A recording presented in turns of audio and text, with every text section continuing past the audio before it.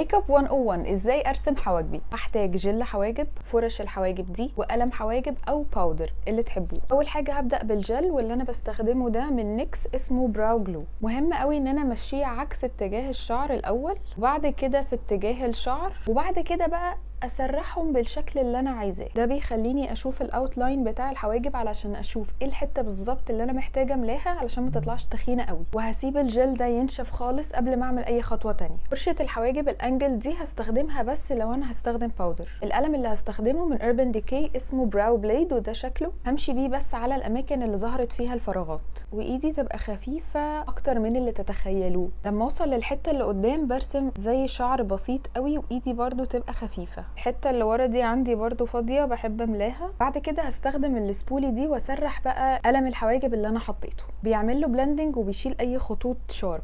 للاماكن اللي فاضيه من قدام هستخدم قلم فلوماستر من انستازيا. نفس الفكره، لازم تبقى ايدي خفيفه قوي قوي، وهرسم شعرايات رفيعه جدا جدا يبان كانه جزء من الحواجب. انا بحب اسيب فيها فراغات من قدام، بحس شكلها بيطلع احلى. نسيت اقول لكم على حاجه مهمه قوي، بعد ما اخلص بجيب لون افتح مني حاجه بسيطه قوي وبنضف بيه بقى حواجبي من تحت. ده بيديها شكل بولشد وبروفيشنال اكتر، وبينضف لو في اي خطوط سرحت مني تحت او فوق او اي حاجه زي كده. وبس كده، ما تنسوش تعملوا سيف وفولو لهاكس وتيبس تانية كتير.